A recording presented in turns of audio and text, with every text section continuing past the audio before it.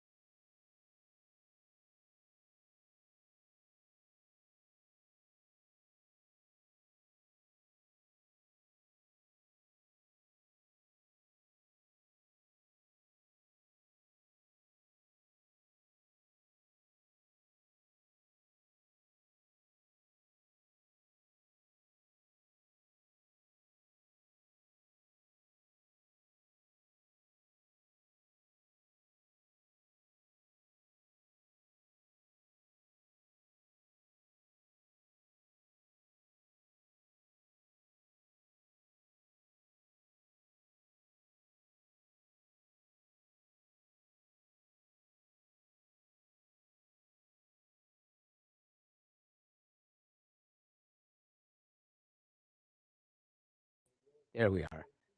Hello, Jackson, Planet JK. Can you hear me? It's Lon in the cosmos. I'm at the podium. You there? Let's see. Excellent, excellent. So if you can hear me, that means everything is working, and we can start very shortly. What do we have? A commercial, or is this an actual episode of the show? But I think we're into a commercial here. We don't want that, do we? So we'll come back to here. Yeah, that's what I want. Oh, okay. So what happened to reality will be far worse? Okay. Oh, I have to be careful. If I'm live streaming this and I've got this going, I may get dinged by YouTube later, but maybe not. So we'll just come back here for a second where it looks. Whoops. Okay. What do we have for audio? Let's see for a second. I'm just going to.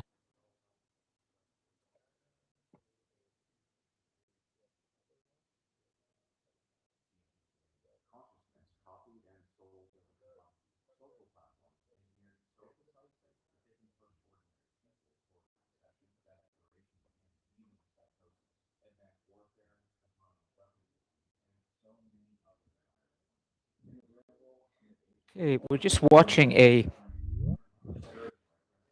Black Mirror episode. Let me see if I can put the link in the live chat for you. Or no. Who is this? I have no idea what we're watching.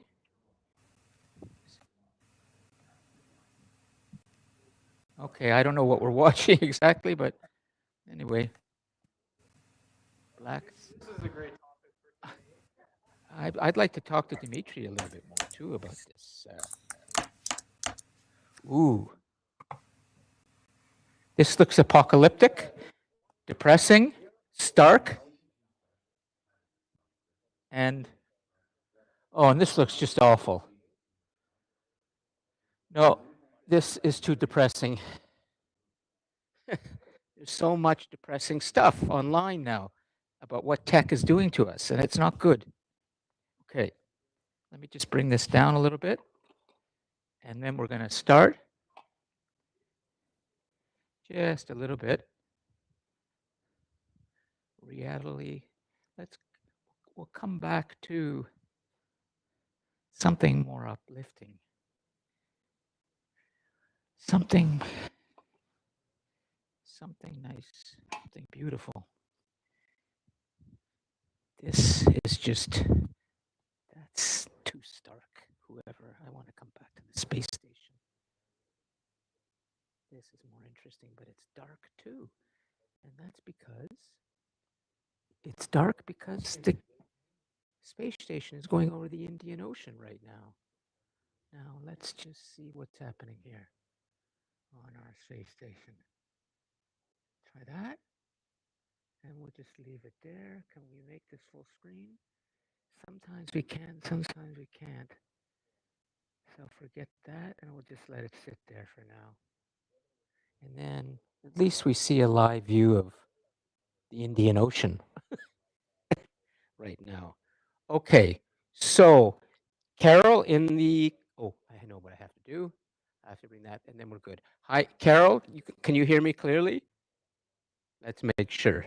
Great. Okay, so we can get started more or less on time. We are up on. Yeah, thanks, Carol. Yes, I can hear you. Yeah. Perfect. Okay, let me just bring this back so I can see what's, in case YouTube crashes. That's YouTube now. And then I like to keep it there for the moment. And let's bring this. No, this is what we want. The news from NASA yesterday. That is what we need to discuss before we. Well, I guess they had a big press conference. Dimitri, did you see it, or are you aware of it? Well. Good. Okay, so we're good. We can get started. Welcome everyone to our 10th class of this semester. And it's great to see that in the nucleus, we have a good group of people. The regulars, plus looks like Samar's come back in person, which is very good. Haneen, oh, I'm sorry. I thought Samar, forgive me, okay? Have we seen you here before? Okay, my apologies, okay? Yeah, nice to see you here, okay? And we have others who are regulars, which is excellent, and Zed, we have Georgia, we have Sari, we have Trinity, we have Haneen, we have Angelique, Elizabeth, Dimitri, Ron, and Ryan, and who else in the cosmos, Jackson and Carol. And then there are all the others out there in a distant solar system. Well, we are really going to get into space exploration today in a much more specific, I think, exciting and inspiring way, where we're going to take a little journey through the solar system and try to understand exactly what our solar system is, we're learning about different planets and what our probes are beginning to show us.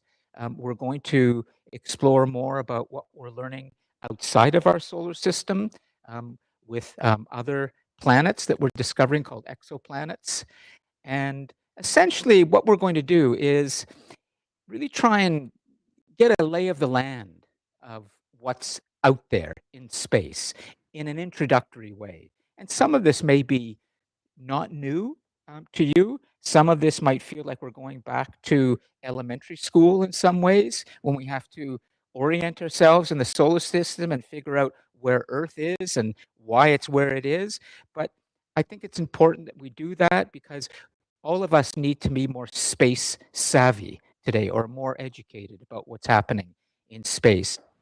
Even those who may think that we don't really need to be going into space, we need to understand, because a lot of the world is going into space, and we need to be smarter about our choices around what we think about space, and maybe we even want to get involved in some kind of space industry when we graduate. Who knows? But just to give you an example of how important it is to know what's going on, just yesterday in the news, NASA, the American Space Agency, the big global space agency, held a press conference. And for about 2 hours, 2.5 hours, a young American entrepreneur named Jared Isaacman, who's a space entrepreneur, he is among the young sort of entrepreneurs now who are investing a lot of their billions that they've made in space exploration. He held a conference with others at NASA and announced that the Americans are now going to be spending, over the next few years, $20 billion to build what you see behind me, which is the world's first moon base. And this is significant. And it's significant because on April the 1st, it is believed at last that the Artemis 2 mission that is going into space shortly and will orbit around the moon, and that has the Canadian astronaut on it, and that I've talked about before, and has had many delays, it looks like they're going to launch at last on Wednesday, April the 1st, another Wednesday. So hopefully that class on Wednesday, April the 1st, we can actually, look at potentially something almost live in terms of the blast off. And we'll see. At least if it's not live, it will be very close to live that day, because that's the day when they're supposed to take off and go into orbit around the moon.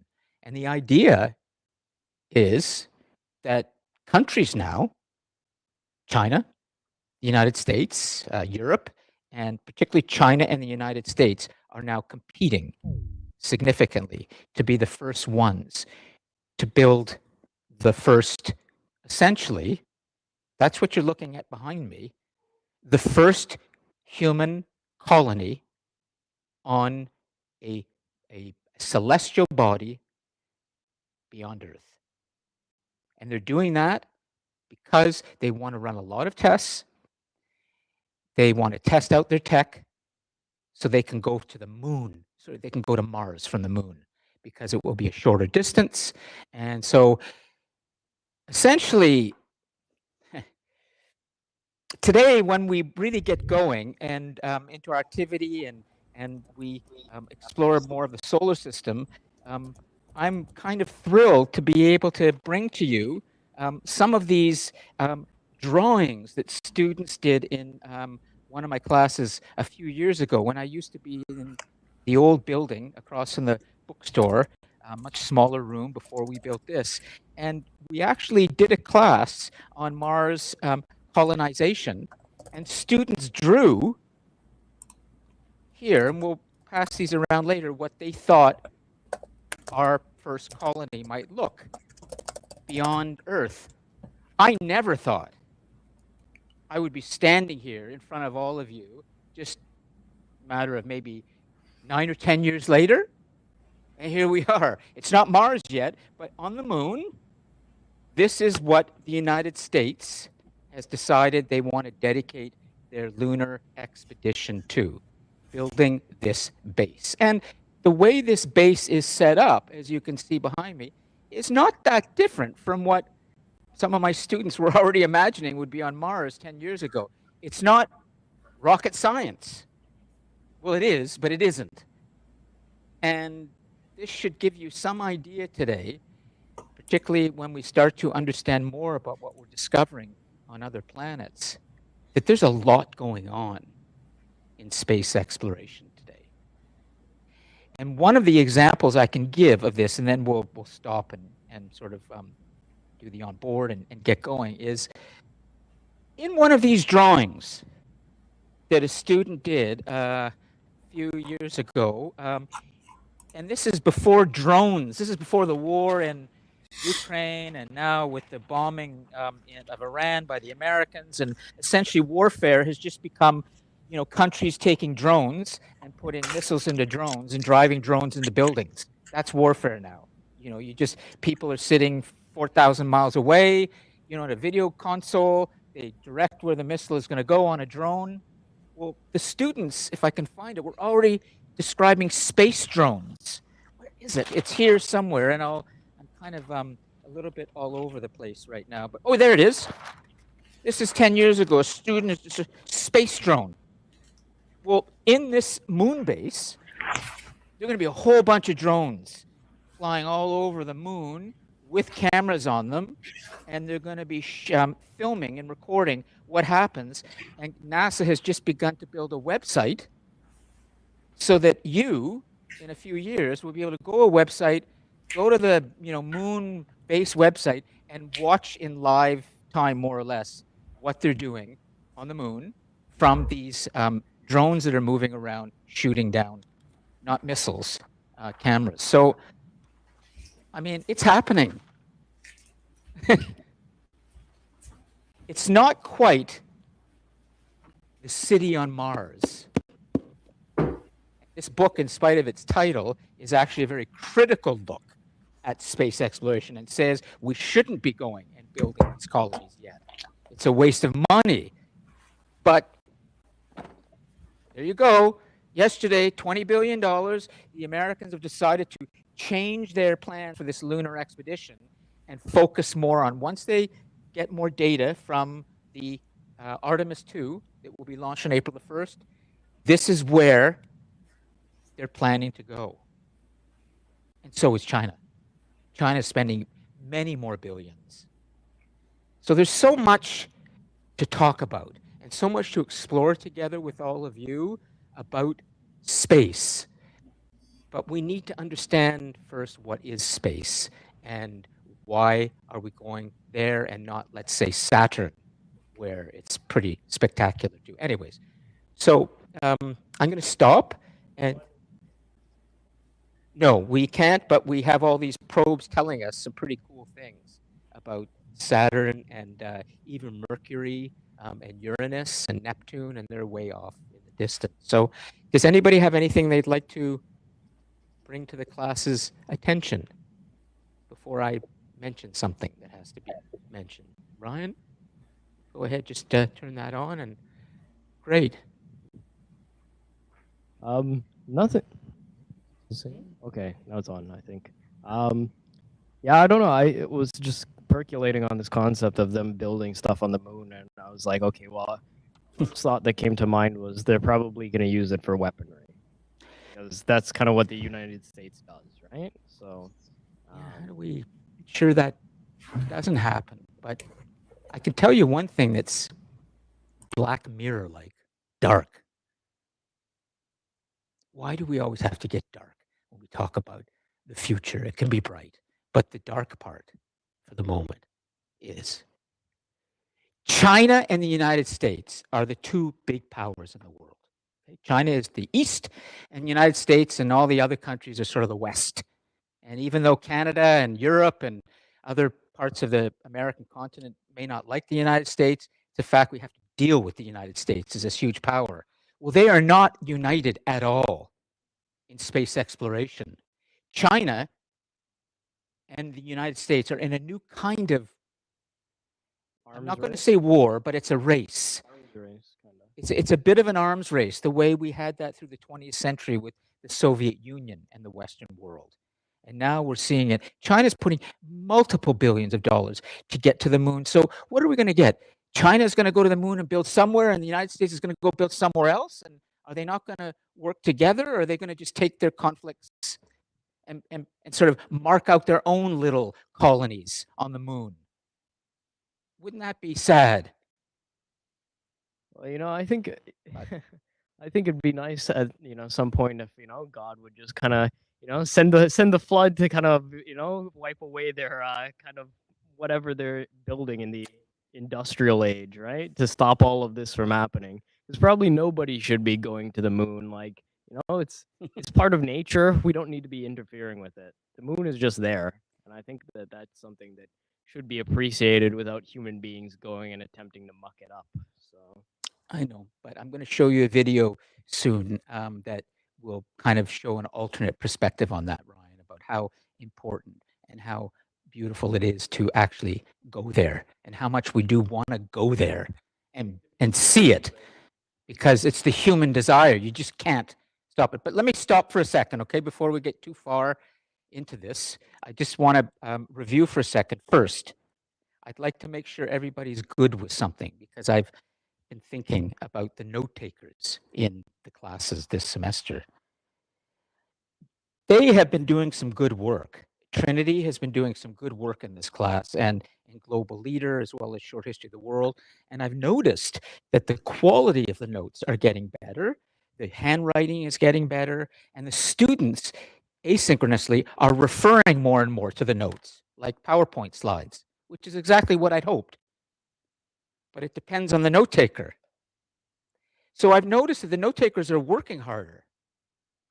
And I think it's only fair that someone like Trinity, or if Trinity is replaced by somebody else, if they step in and do notes, they not only get the 5 out of 5, but they're going to get a bonus on their final grade.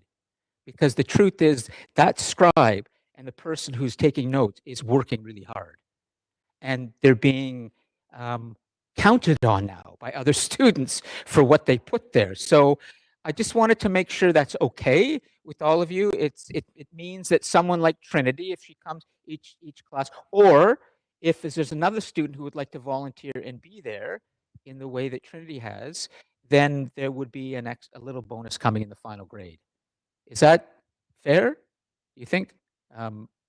I just have to decide if there are multiple note takers, at what point does a student doing the notes get extra grades, or and not? Do they have to have done it for 2 classes, 3 classes?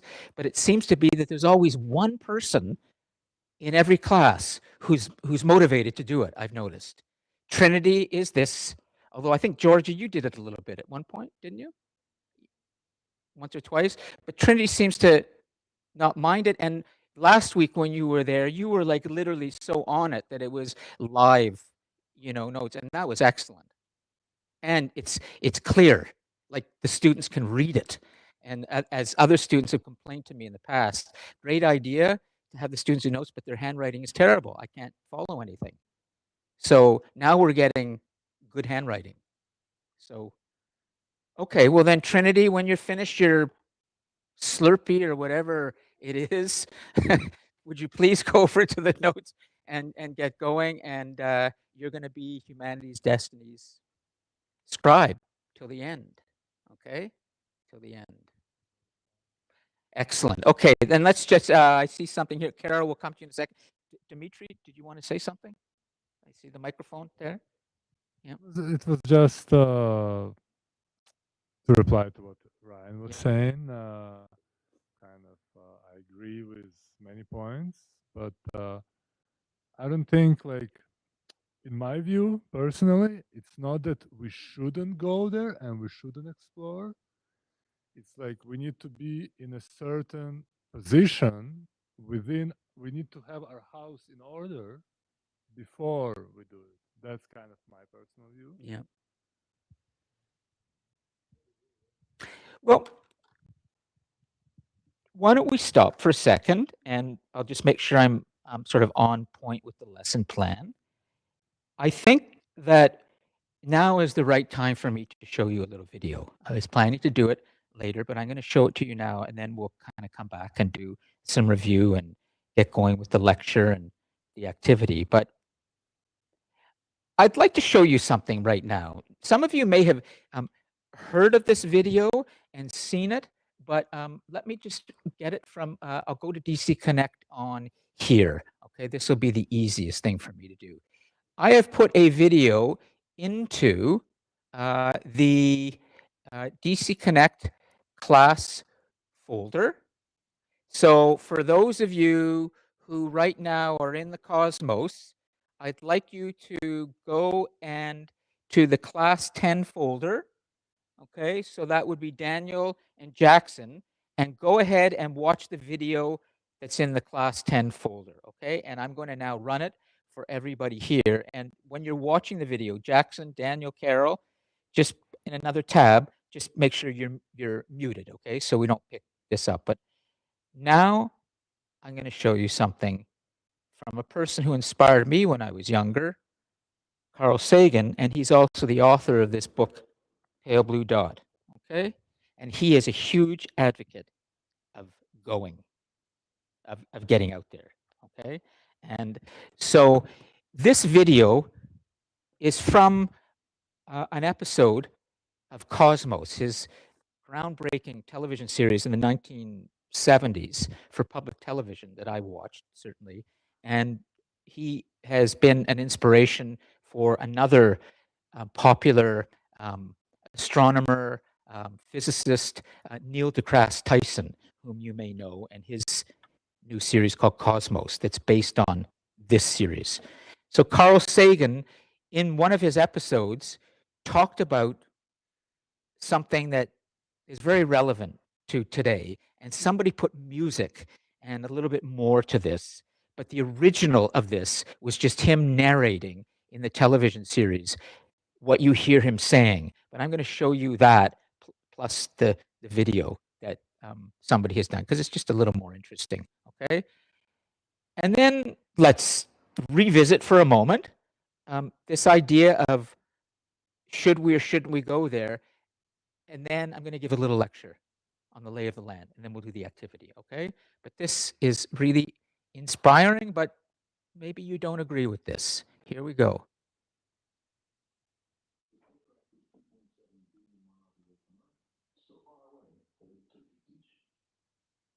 Here we go.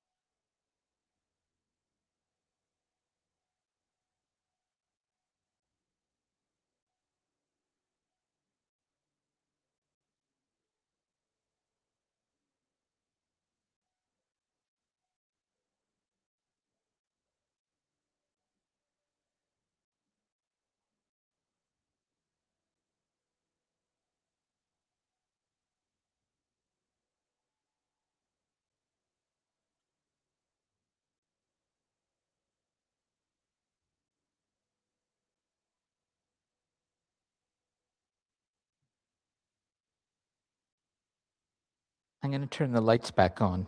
So get ready.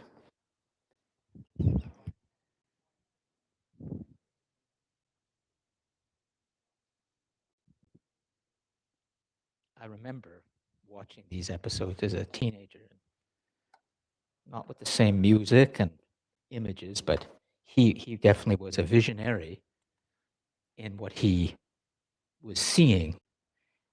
And I don't need to tell you, but just I'll say one thing.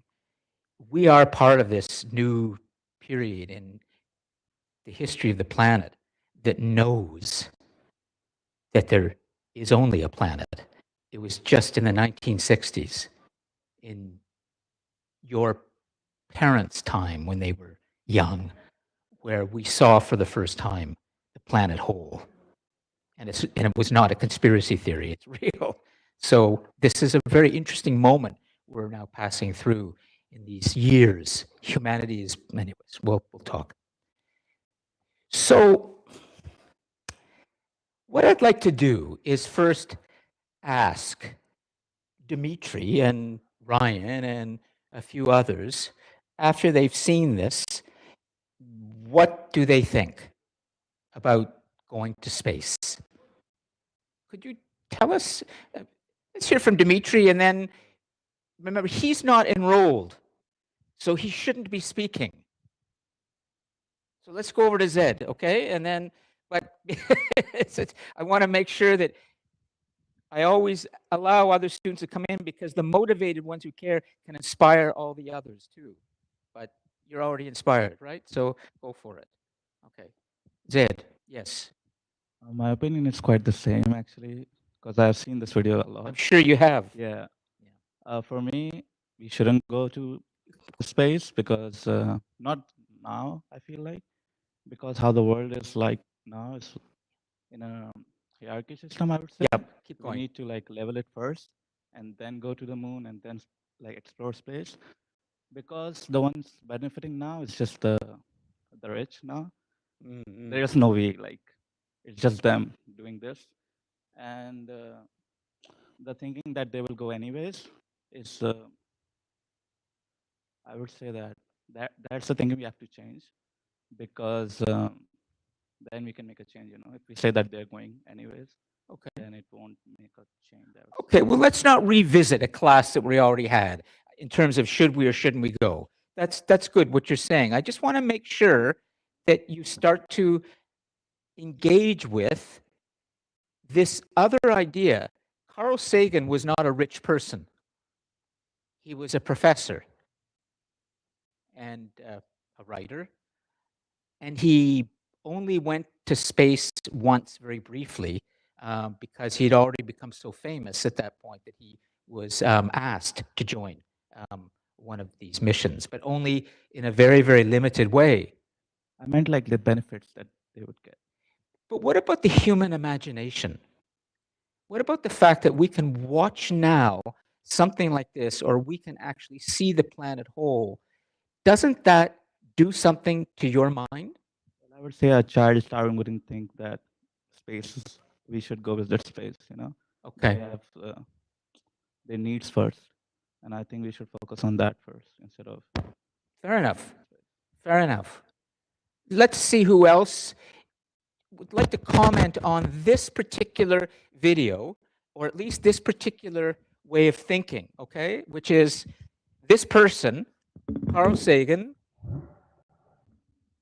has not said we should go to space necessarily. He never says that, but he certainly gives the impression that he loves this perspective.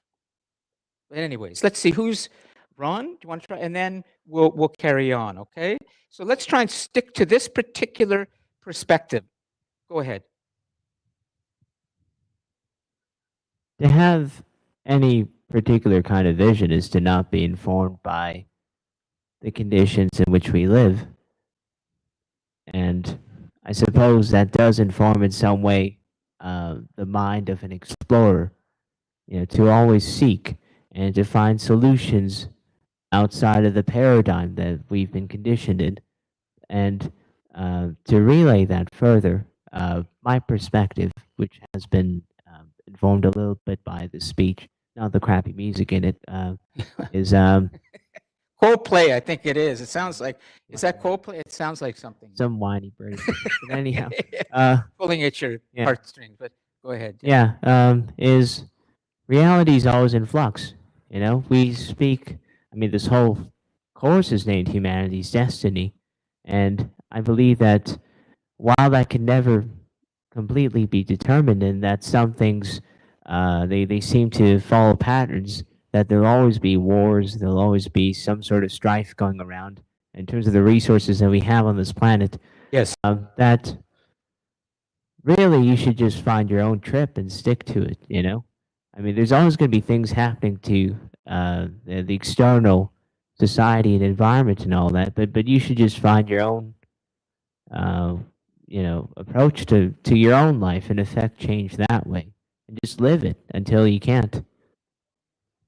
Okay. Elizabeth, go ahead. On one hand, I can like completely agree with that, and on the other hand, when people start doing that and they aren't the best of people sometimes, then it can cause a lot of harm to everyone else. That's my response to Ron. But also for this video, Mm-hmm. in general, watching, I really liked it. Have you seen it before? No. No? Okay. Who has seen it before besides Dimitri? Not that many. Oh, Zed, you've seen it. Okay, Zed. Trinity, had you seen it? The video? No? No? Okay, great. Dimitri, Elizabeth, go ahead. Watching it made me feel very, very small. And that, for me, that's like a good feeling. It makes me, it reminds me that I'm totally inconsequential, and it's great because that means I can pretty much do whatever I want. Right. It has no consequence on the universe. Maybe it will on the people around me, and those are the people that matter to me. But in the long run, I'll be forgotten. So that's fine. What about the fact that it is through technology and the desire to go into space that has brought us the image you're looking at right now? Is this image meaningless? Is it? Okay, I just want you to think about it, okay? It's meaningless in terms of how you look at the world around you and yourself, because this is important. And then we're going to get into the solar system. Elizabeth, besides the smallness, now we're looking at the bigness, much closer. This is an actual image from the moon, a recent image from one of NASA's satellites, I think. It's not from a mission, but it's a pretty good, untouched, unphotoshopped picture of planet Earth.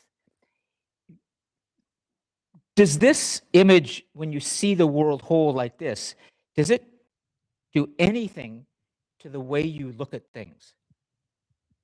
Yeah, it reminds you, I guess, going back to what Carl Sagan said, it's like we're one organism. The planet itself is one organism, which means all the divisions we have, that little giant piece of land, which is actually very small. That's Africa there. That's the African continent This there, giant okay? piece of land Yep. is divided into smaller, Right here. tinier pieces of land, which are divided by smaller things, and then you have individual tribes and all these divisions everywhere fighting or working well with each other, either way. Mhm.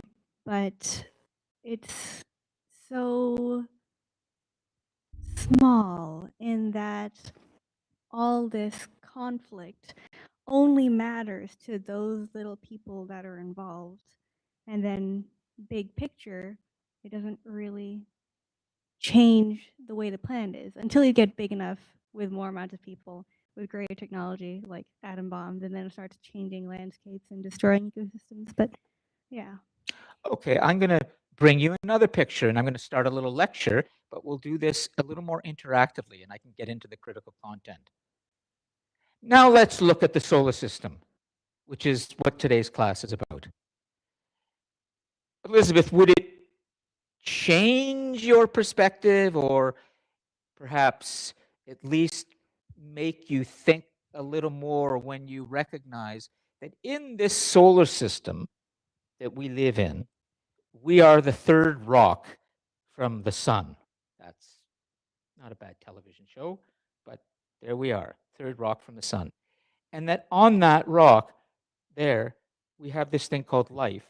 And we know so far that in the solar system, Elizabeth, there's nowhere else that we have discovered anything close, remotely close to the life that we have here. As a matter of fact, when you go into the next solar system and the next one and the next one, before you even get out of our galaxy, which has millions and millions of stars like the sun, that too is a fact.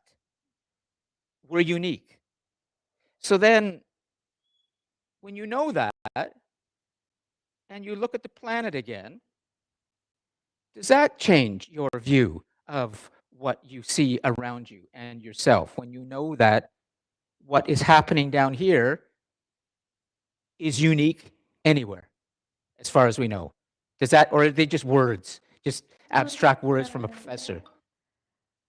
Putting it in those words sort of make us seem like the center of the universe, which is just a hilarious concept on its own. But What's that, Haneen? Grab. Sorry, I'll get you a we microphone. kind Good. of are. Haneen said we kind of are. Go ahead. And yeah, for us, like we are pretty much the only thing that matters to ourselves.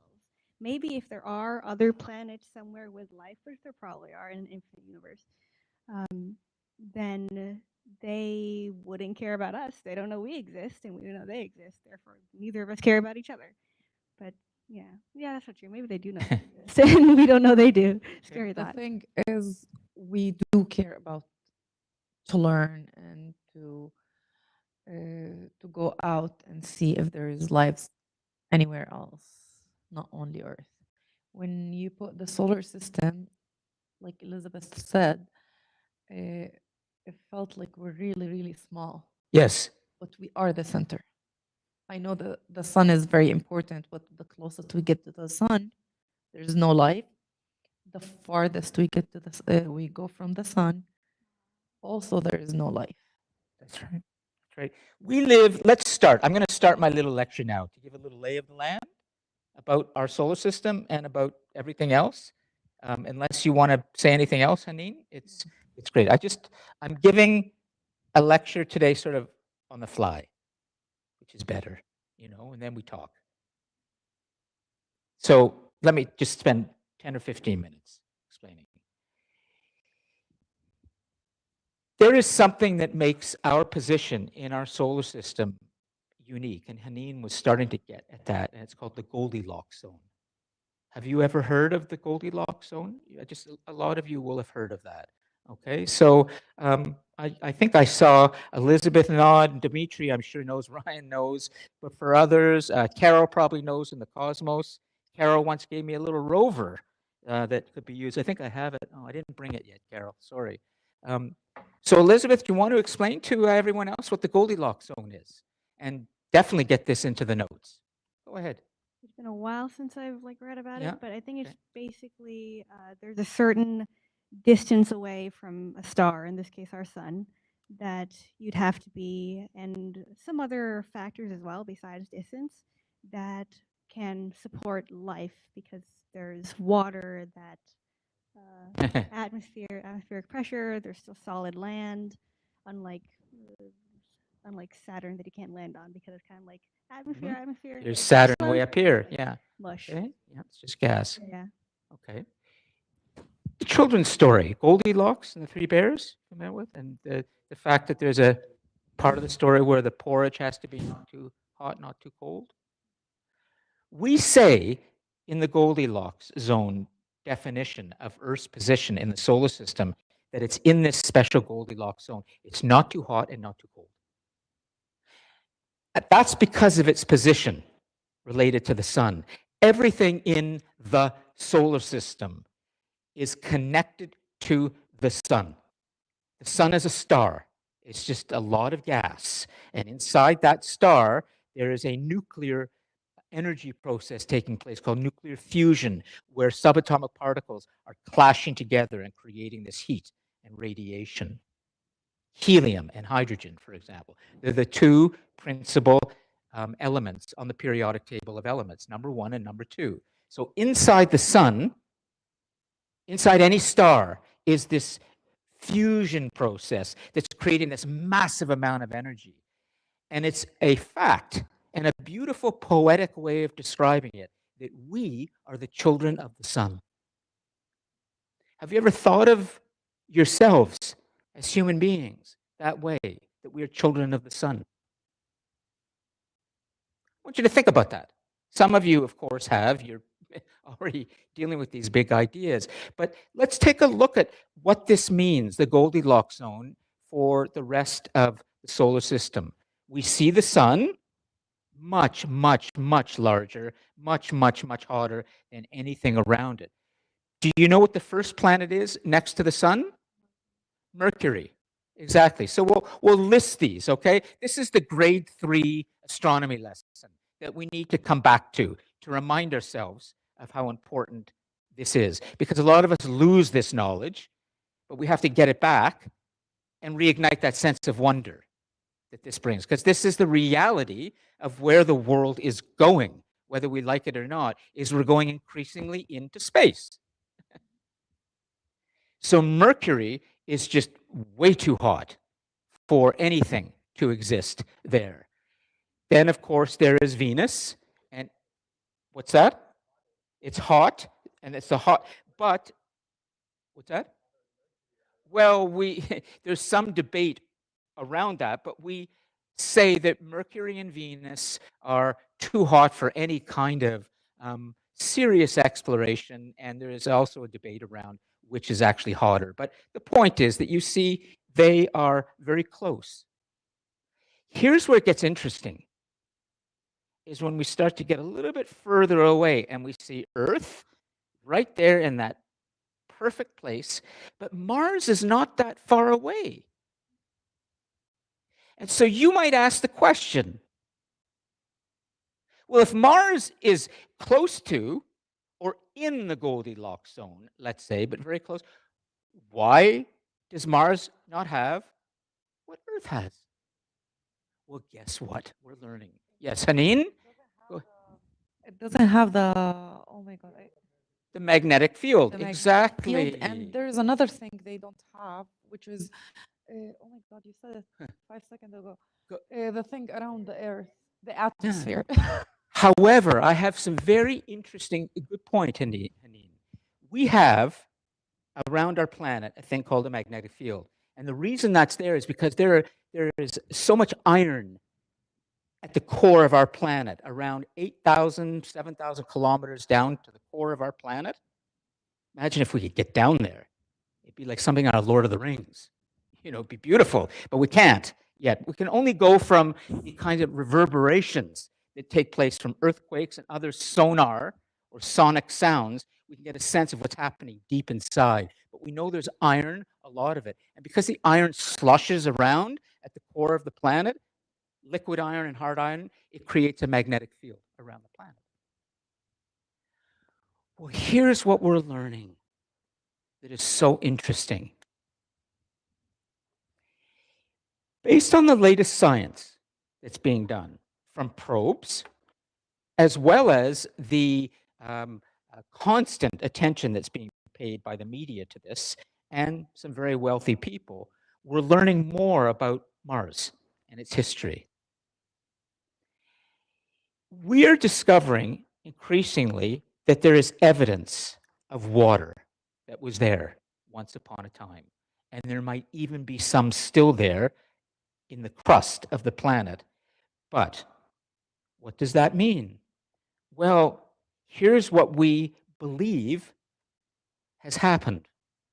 But we can't confirm this yet. But this is the kind of stuff that is so fascinating when we begin to talk about space exploration, is because we're starting to learn things that we have to confirm, but it's opening our minds up to new kinds of realities. We still have to confirm. That's why we want to go and land there and get our drones up there and gather evidence. 3.7 billion years ago. You ready for this? 3.7 billion years ago is when we generally say that the first organisms began to appear on planet Earth. They're called prokaryotes and eukaryotes, single-celled organisms and multi-cell organisms. And they appear in water, warm water, little ponds of water that were already on planet Earth. You can't get life developing without water. Just won't happen. We may in the future discover something, but for the moment, water is essential.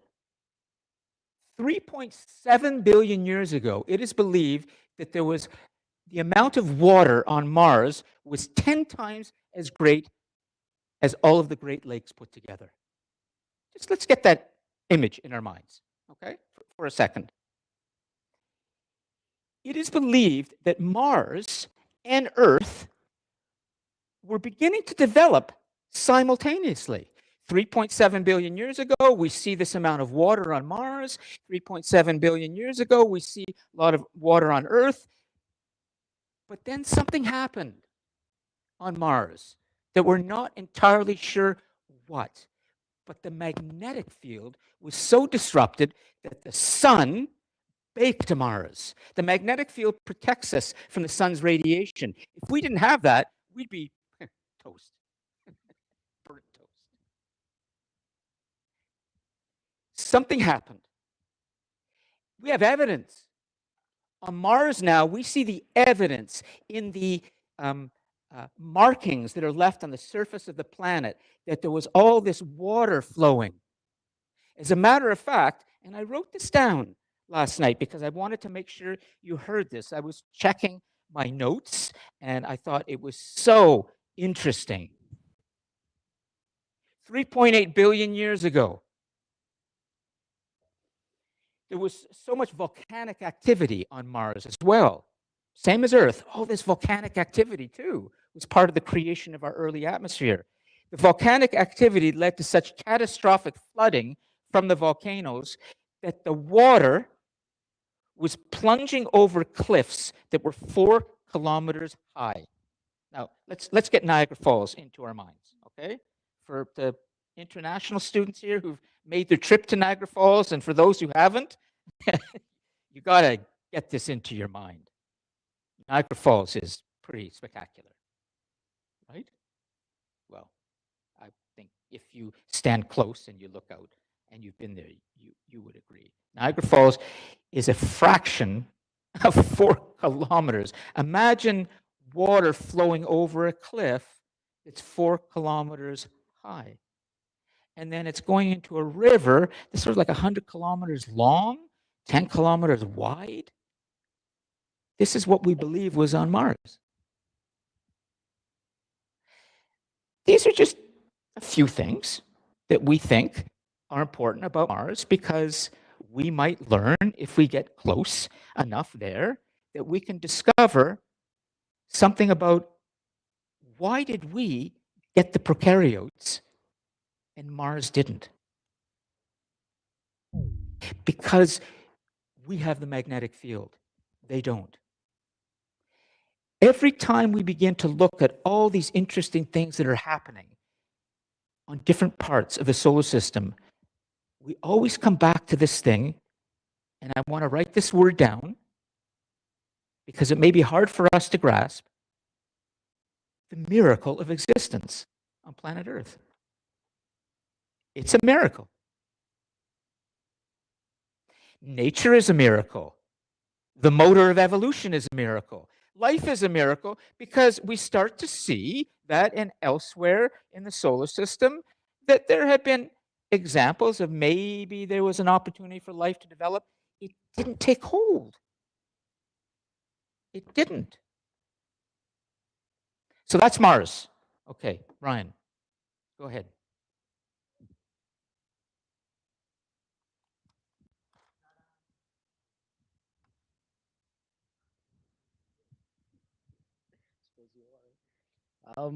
No, I just think it's interesting that even we're discussing the magnetic field because science shows that that same magnetic field that protects the Earth surrounds all of us. We have a magnetic field around our body, right?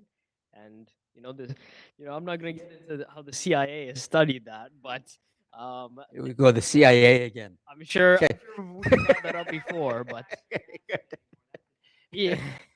Let's no more American sources, In please. any Let's case, get other kinds of in- institutions. in okay? any case, it does show that the human physiology does operate somewhat also like an electromagnet, right? That even the way we move all our fingers, that's electricity, right? And moving current in a wire will form a magnetic field. So, and that even Sure. in spiritual cultures, like in the East, that's what they refer to as aura. Now everybody thinks aura is some kind of like absurd concept, but the Earth has aura. That's why we have the aurora borealis, right? And that's why we can see the northern lights and the aurora australis, the southern lights. That's the Earth's aura, right? That's that Yes. magnetic field, and that's the same power we have inside all of us. Energy and what powers a planet Electromagnetism. is a really important question to ask when we start to get off the planet.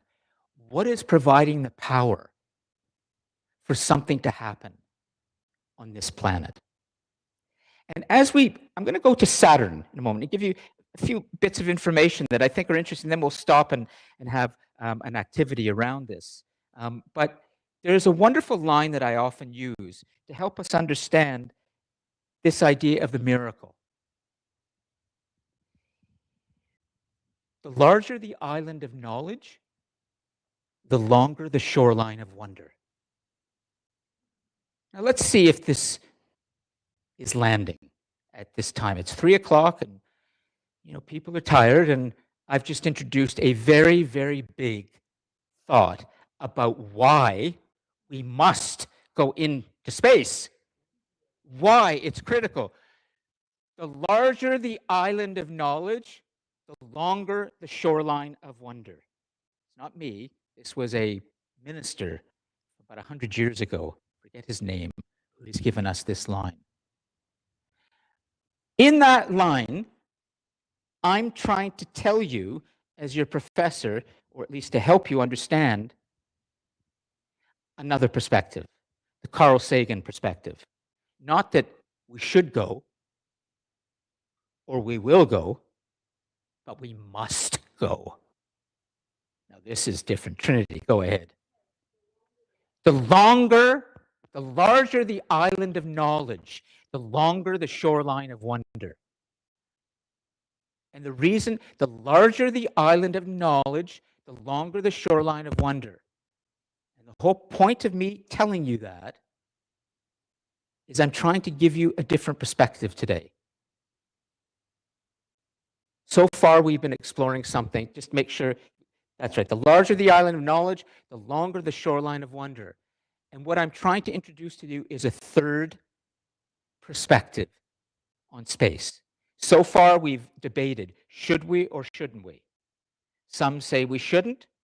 Some say we should. But now I'm standing in front of you, providing you with new information about what we're learning, and I've just given you that line. And the reason I'm giving that to you is because I'm saying we must go. Why would I say that?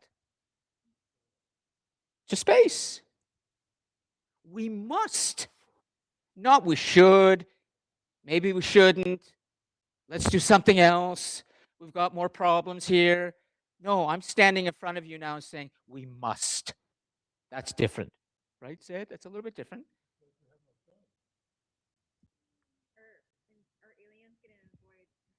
Ooh, I'm not so sure you see. Let's see if you make this connection here. There's a very important connection.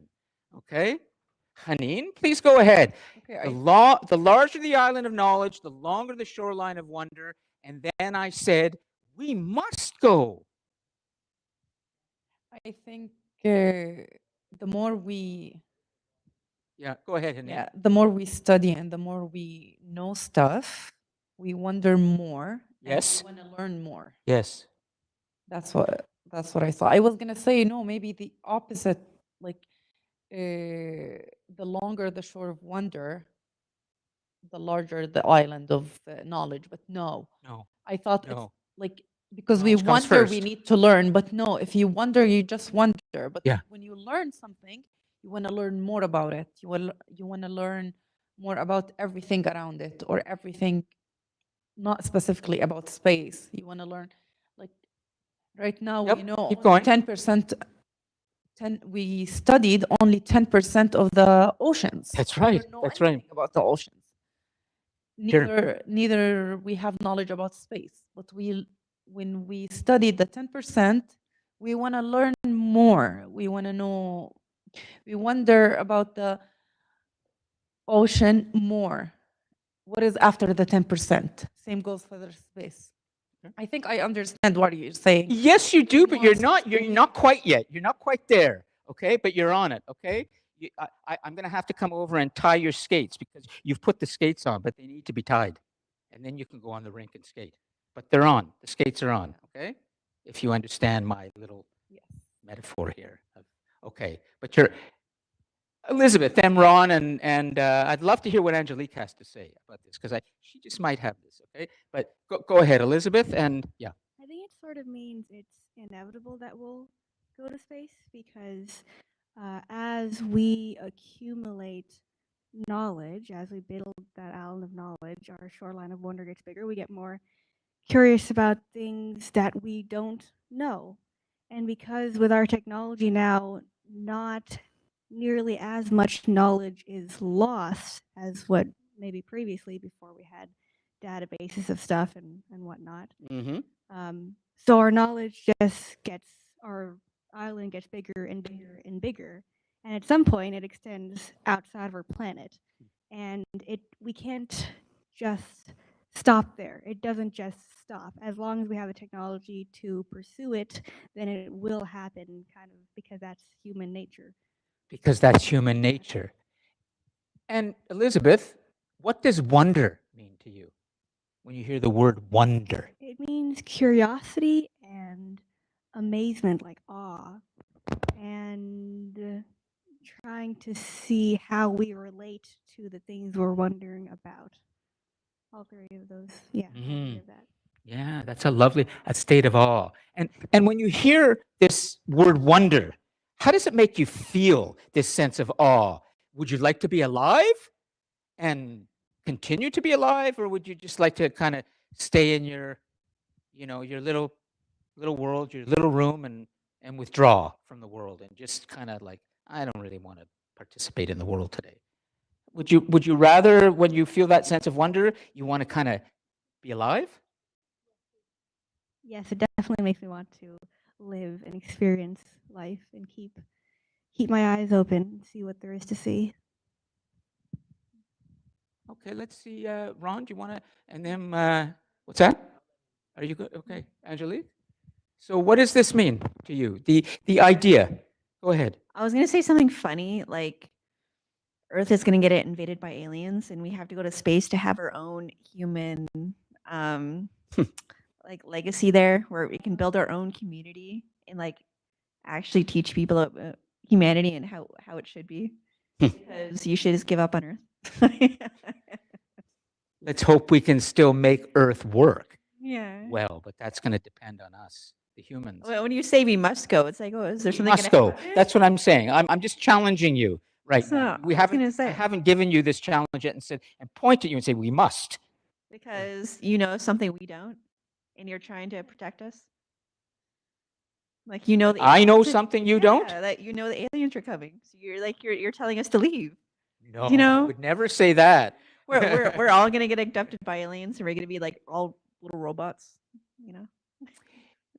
Well, we don't know yet, even from what we've learned about what are called exoplanets, Angelique, that exist in the next galaxy called the Andromeda galaxy. So we have, the Andromeda. So it's not, Andromeda galaxy is the next galaxy. We're Milky Way, but in the next solar system, it's Centauri. We have a name for the next solar system called Centauri, and there are planets that we're beginning to discover particularly Centauri B, A, or C, 3 planets that orbit around the sun in the next solar system that may have something like life there, but nothing close, Angelique, to the aliens that would come. So we're going to try and keep this real in terms of what we know. And I just want to make sure that you feel something of what Carl Sagan was trying to get across to so many people, which is that sense of wonder. He said that our knowledge of space is so little at this point, so tiny, that it's like we're just dipping our toe into the ocean right now.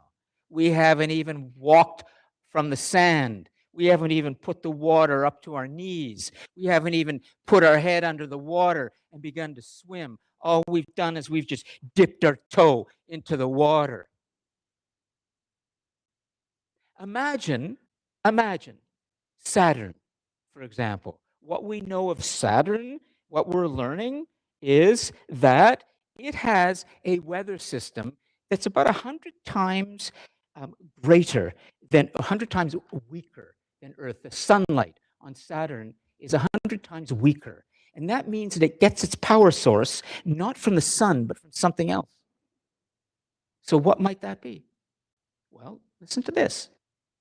Because when we start to discover things like this, that I'm about to tell you, we humans learn new science. And from new science often comes new technology that we bring back to the planet. So let's not underestimate what we might discover elsewhere that we could convert into tools. Saturn, for example. The sun there, if you look at it, there's Mercury, Venus, Earth, Mars, Jupiter, Saturn. Huge, gassy planet. The lightning there, 10,000 times the power of lightning on Earth. Or maybe more, I'm not sure. So just try to get this image in your mind. This is another reason why we must go. Because whenever we talk about these big numbers, we humans can't handle it. Well, for example, can you get the speed of light into your imagination? Imagine this, something moving at 200,000 kilometers per second. That's a photon of light. And try to get this around your mind, okay? Just to see before you reach for the gravel, and you might feel sort of queasy, like, whoa, this is too much. But this is real. The Earth, you look at the planet, around its circumference is 40,000 kilometers. You go around, okay? A photon of light moving at 250,000 kilometers per second will go around the Earth how many times in 1 second? Let's do the math. What do you think? 250,000 kilometers per second, photon of light is moving. The Earth is 40,000 kilometers. So how many times does a photon of light go around the Earth in 1 second? Yeah, 6 or 7. Can you get your mind around that? I don't. But try to. What's that? But I'm giving a more conservative number. It said sometimes 300,000, but I'm not going to go further. I'm going to go less rather than more. Okay? The opening of the human mind is our challenge. Your mind, my mind, his mind, Ron's mind is very limited. We don't want to open up yet to what is really there. We have to, and that's hard. This is what Jacob Bronowski meant, a great world historian and thinker who actually was already doing what Carl Sagan was doing, but in the 1960s. When he said humans need a new mind. That's the ascent of man. That's the ascent of man, Ryan. That's the ascent of man. Jacob Bronowski, he talked about the coming of the new mind. He talked about knowledge being our destiny. My hope is in this little exploration we're doing today of our solar system, of starting to look at what science is telling us, try to put this image in your mind of what takes place on Saturn, and I'll try to get this straight. Saturn gets its energy from lightning interacting with methane. Methane has carbon dioxide in it, and once that happens, the rain that starts to fall on Saturn looks like diamonds. And then the diamonds dissolve. Imagine this. If you know the Beatles a little bit, you know, Lucy in the Sky with Diamonds, a song, maybe that's where they got it from. But imagine this, if you can. Are you able to? Are you able to even entertain this thought that you're looking up at and something's falling from the sky and they're diamonds? It's not raindrops, and then it just dissolves. This is the kind of mind that we need to recognize that this is true. Now what do we do? What do we take from that? How can we open ourselves to something greater? Anyways, Ron, go ahead. Briefly, oh, Christ, okay. I'd like to briefly respond to some of the points that my classmates made, which is in regards to wanting more knowledge based on the knowledge you already have. I'd like to make a discrepancy between the want and need for knowledge, you know, and how that could apply to people's lives. Question. And also, what did Elizabeth say about, it being inevitable? Being a you know, like exploring space, you know, all these technologies leading us to our advancement in knowledge around this area, yes. and that being inevitable. I'd also like to posit that wonder in every facet of our world and lives in general, that's also inevitable.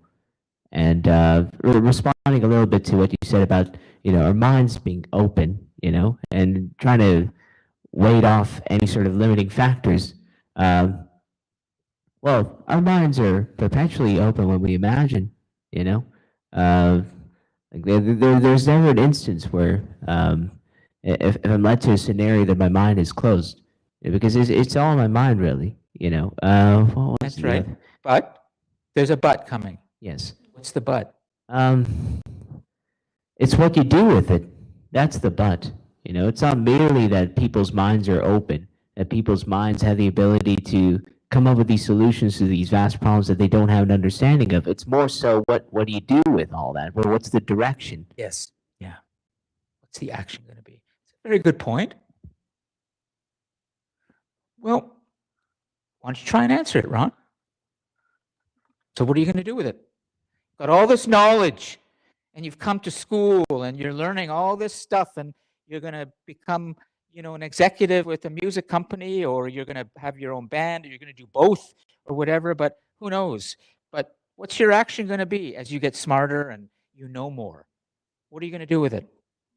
Live. For yourself? Sure. I mean, who else is going to live for me? I think if I gave the microphone to Haneen, just based on the fact that she has a hijab on, I think she would say something very different.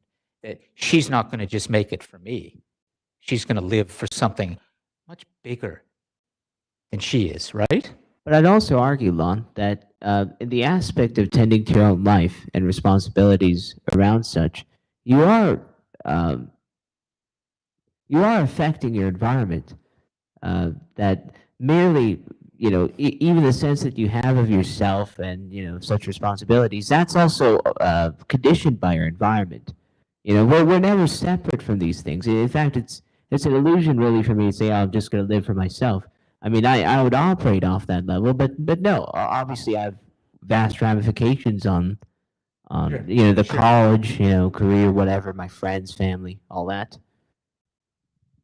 Well, once again, I want to thank you for sharing what you have, you know, and the way that you come in and the way, for example, last week, Sari stood up here and told us all about the Bahamas and then what she's been doing here in the 8 years and taking some, you know, personal questions from me about what this all means. And you handled it really well. And I think that it's important that we just stop for a second and remember that we're talking in this class that you've joined about the human future. The human future. And what that might be. And I just want you to be able to think today, that's all, that part of the human future that's inevitable, that's essential, that we cannot turn back the clock on, is we must go into space. We must go and we must discover and we must see and we must prospect and we must do what we can to understand more about what we're supposed to be doing here. Because we really don't know enough about that big ocean that we've just stepped with our little toe into. And when we know more, things could change down here for the better.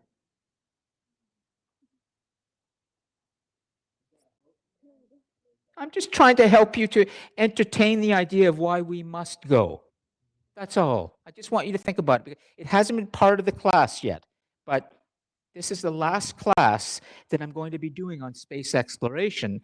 Next week, we'll see. I may take on science and religion. Usually that's part of this course, or I may just go straight into neuroscience and look at the human brain and what we're learning about the human brain.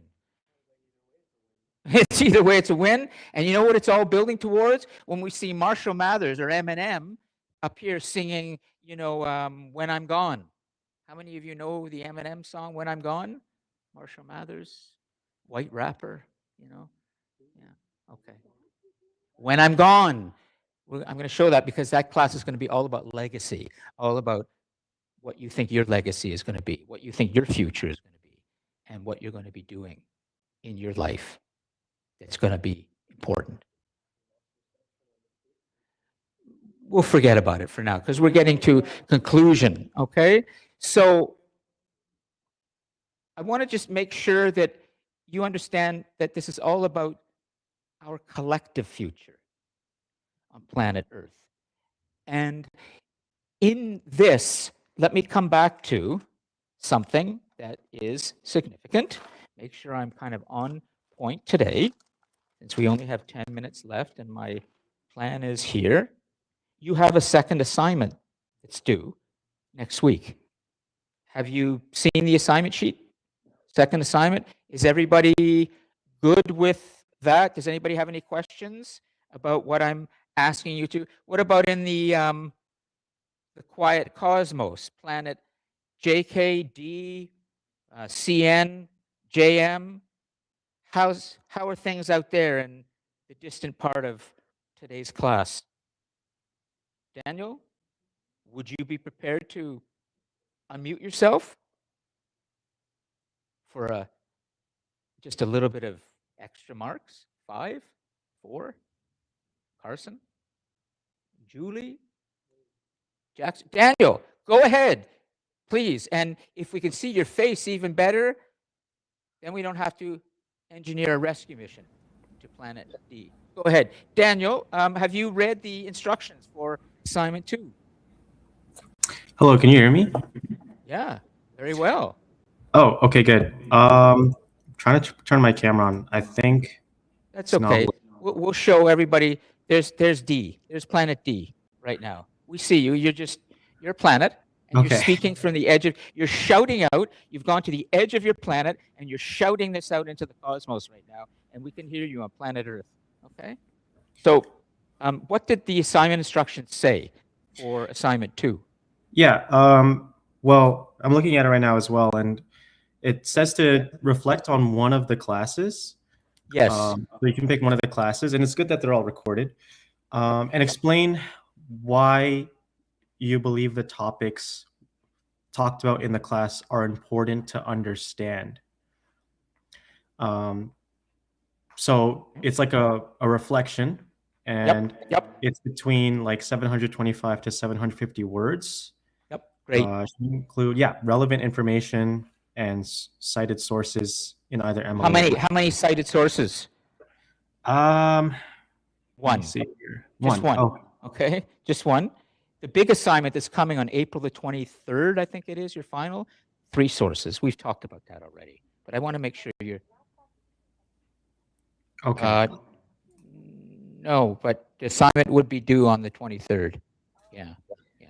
So you have that last class, because I'm going to ask students if they would like to do a presentation on the 22nd in class, and they would get a bonus of 10% for that.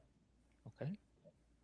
Anyways, okay, so, or you can, what's your choice, Daniel? You have a choice, an option. You can do 1 class, or what else could you do? Let me see. Or you can reflect on the DC Talks event, which is held on March 25th, that's today. In terms of how you can see your career developing after you graduate. Yep. So this event is recorded, and its resources can be found in the Class 10 folder. I will be posting that. We had a class this morning. Could you go back to since you're on DC Connect, could you Yep. go back to the landing page where the announcements are? Yep. And you see just the announcement that says optional, March 25th class? Oh yeah, I see that. And you see that big image, the global class? Yeah. Click on that. Okay. And just tell me what you see. Yeah, so I see DC Talks, Innovation and Resilience in Healthcare, and Okay, as long as you know it's there, that's the event we held this morning with 4 Durham College graduates who were talking about how they built successful initiatives and have careers going, particularly in health and wellness. But it's all about essentially how you can succeed after you graduate. And so you could reflect, you could watch that class and reflect on that class in terms of how you see yourself after graduation, and that would be your second assignment. So you have a choice. A class we've done like this, or this morning's special class. That make sense? yes. Okay, great. That's true. However, it's my responsibility as your professor to help you become a really good professional and succeed. This class is about opening your mind, understanding our story, the human story, and learning how to think critically about the future. But that's all in your mind. The class that was held this morning was very practical.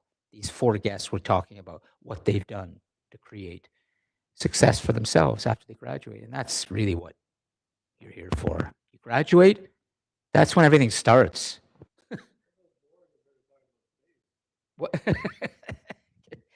Just get ready.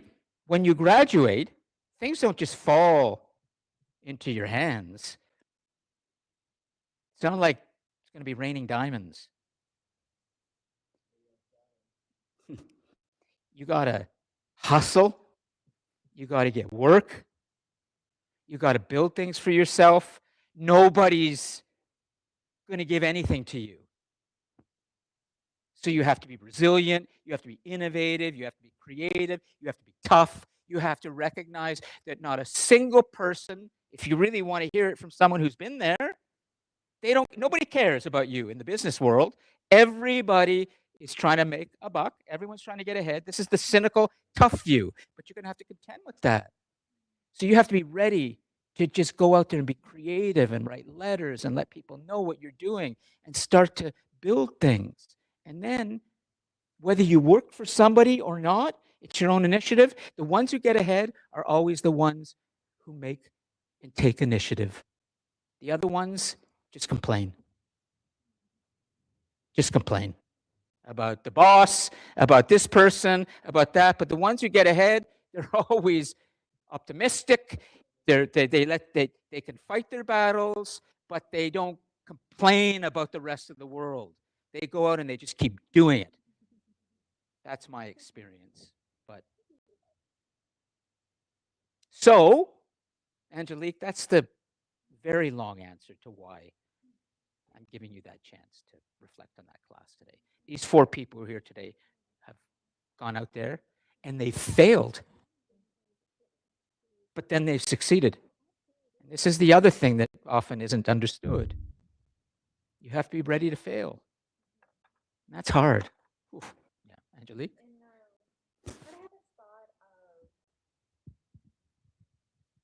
I guess trying to piece it together about to fail and have discipline are 2 different things as well. Not everyone who fails deserves discipline, I would say. It might be seen as that, but I don't agree with. But in failure are the seeds of success. Mm, We never learn from our successes. yeah, We learn from our failures. yeah. It's just something weird in the human condition, you know? When you think about it, it's the stuff that really hurt you, Yeah. where you got knocked around and where you didn't quite do it. That's the stuff you always remember. Mhm. The relationship that didn't work out and you wish you'd done this or that. Well, now my age is showing, you know, I shouldn't say things like that. I'm happily married now, okay? But there will be, I guarantee you. Just get ready. There are things that are going to happen that are going to break your heart. It happens. But hopefully, learn. I don't get any more discipline because I'm not sure if I can handle that. But based on what you said, you have so much wisdom in you and some kind of God-given resilience and strength that is really something else. You shouldn't be here, Angelique, based on what you said, but you are, which is really Well, remarkable. actually, another part of it was my big influence when I was a kid was actually I had a TV in my room. And then what I decided to watch was actually the TV show Cops. Yes.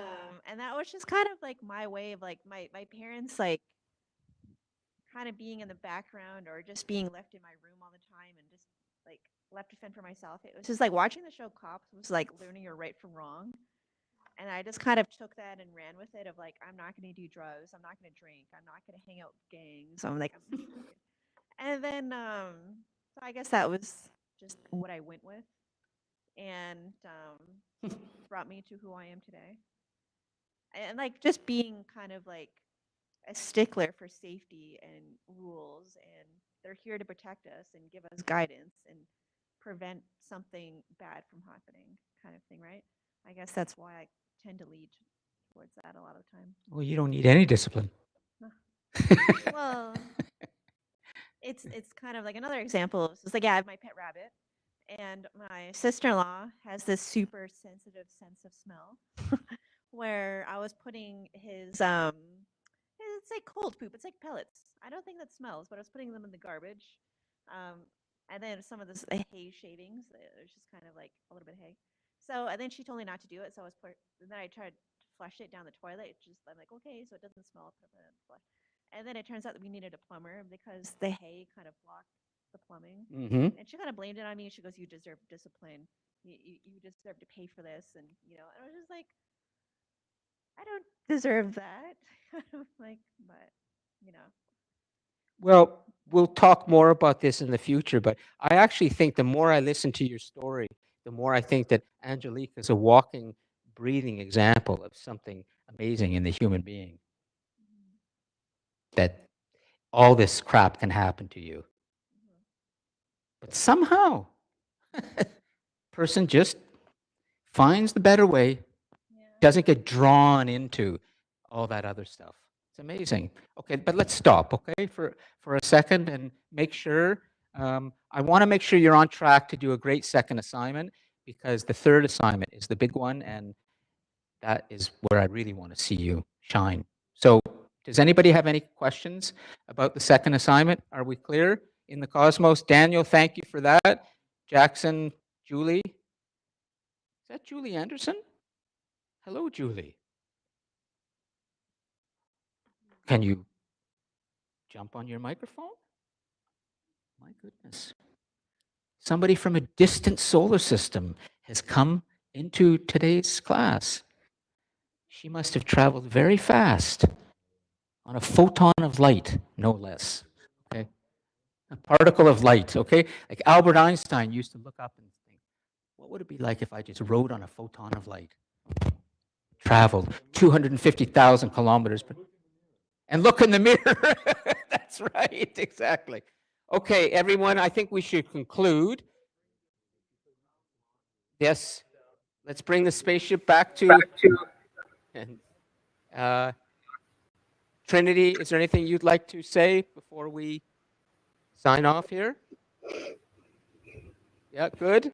Very good, Trinity. Here's a little view of Trinity giving her thumb up. Do you want to just, well, I'm getting a little nuts here. Enough. Time to go home. Okay, everybody. Thank you, and see you next week, okay? Thank you.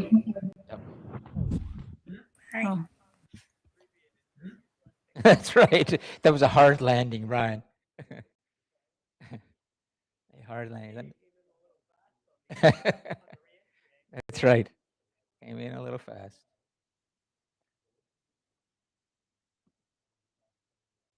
Oh, look at this. Good. I love it when art students, they start, because Trinity, she's an art. Keep going. Yeah, yeah. Whatever pops in, put it down. That'll get into the notes. Maybe that's an exclamation mark for the class. You're in fine arts, aren't you, Trinity? Or yeah. That's good. Great. Beautiful. Okay. So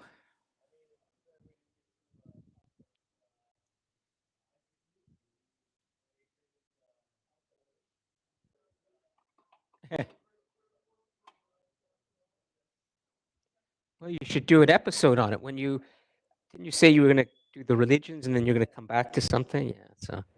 Yeah. Wow. Yep. Who was the JJ, the discoverer of the electron? That's the one. JJ. He won the Nobel Prize. That guy, 1901, I think he won Nobel. 1901. Electron. Yeah.